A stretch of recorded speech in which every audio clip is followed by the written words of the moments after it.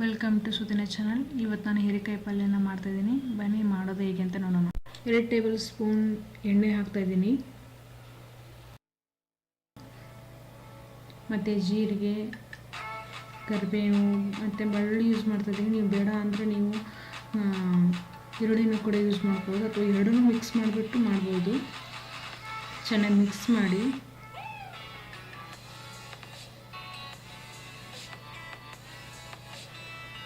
ಮತ್ತು ನಾನು ಸ್ವಲ್ಪ ಅರಿಶಿನ ಹಾಕ್ತಾಯಿದ್ದೀನಿ.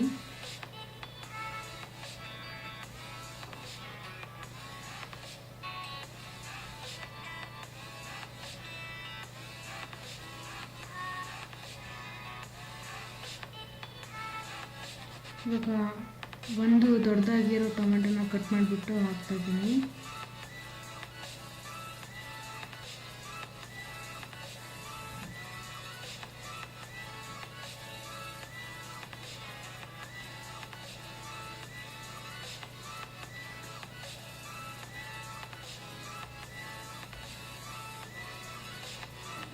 ಒಂದು ಟೀ ಸ್ಪೂನ್ ನಾನು ಉಪ್ಪನ್ನು ಹಾಕ್ತಾಯಿದ್ದೀನಿ. ಇವಾಗ ಹಾಕ್ಬಿಟ್ಟು ಚೆನ್ನಾಗಿ ಒಂದು ಸತಿ ಮಿಕ್ಸ್ ಮಾಡಿ.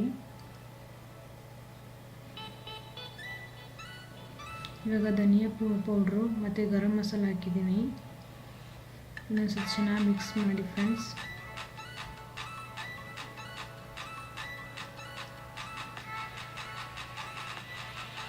ಇವಾಗ ನಾನು ಹೀರೆಕಾಯಿನ ಕಟ್ ಮಾಡಿ ಇಟ್ಕೊಂಡಿದ್ದೆ, ಸೊ ಇವಾಗ ಆ್ಯಡ್ ಮಾಡ್ತಾಯಿದ್ದೀನಿ. ಹಾಕ್ಬಿಟ್ಟು ಮತ್ತು ಕಡಲೆ ಬೀಜ ಏನಂತಾರಲ್ಲ ಅದನ್ನು ಅದು ಪೌಡ್ರ್ ಮಾಡಿಬಿಟ್ಟು ಹಾಕಬೇಕು. ಚೆನ್ನಾಗಿ ಬರುತ್ತೆ ಗ್ರೇವಿ.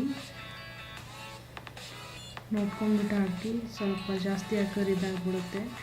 ಒಂದು ಸ್ಪೂನ್ ಹಾಕಿದ್ರೆ ಸಾಕು. ಹಾಕ್ಬಿಟ್ಟು ಸ್ವಲ್ಪ ಒಂದು 1/2 ಕಪ್ಪಷ್ಟು ನೀರು ಹಾಕ್ಬಿಟ್ಟು ಚೆನ್ನಾಗಿ ಮಿಕ್ಸ್ ಮಾಡಿ. ಮತ್ತು ಇವಾಗ ನಾನು ಖಾರದ ಪುಡಿ ಹಾಕ್ತಾಯಿದ್ದೀನಿ. ಖಾರ ಜಾಸ್ತಿ ತಿನ್ನೋದಾದರೆ ಜಾಸ್ತಿ ಹಾಕ್ಕೊಳ್ಳಿ, ಇಲ್ಲಾಂದರೆ ಸ್ವಲ್ಪ ಕಡಿಮೆ ನೋಡಿಬಿಟ್ಟು ಹಾಕ್ಕೊಳ್ಳಿ ಫ್ರೆಂಡ್ಸ್. ಇವಾಗ ನೀರು ಹಾಕ್ತಿದ್ದೀನಿ ನಾನು.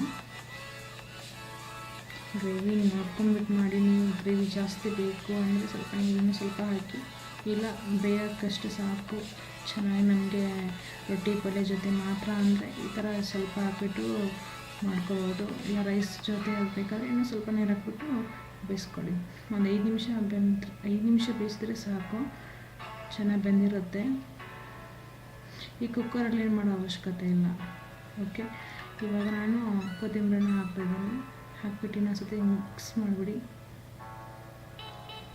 ನೋಡಿ ಫ್ರೆಂಡ್ಸ್, ಚೆನ್ನಾಗಿ ಬಂದಿದೆ. ನೀವು ಒಂದು ಸತಿ ಟ್ರೈ ಮಾಡಿ ಫ್ರೆಂಡ್ಸ್. ಈ ವಿಡಿಯೋ ಏನಾದರೂ ನಿಮ್ಗೆ ಇಷ್ಟ ಆಗಿದ್ದರೆ ಪ್ಲೀಸ್ ಲೈಕ್ ಮಾಡಿ, ಕಮೆಂಟ್ ಮಾಡಿ ಮತ್ತು ನಮ್ಮ ಚಾನಲ್ಗೆ ಸಬ್ಸ್ಕ್ರೈಬ್ ಮಾಡಿ. ಥ್ಯಾಂಕ್ಸ್.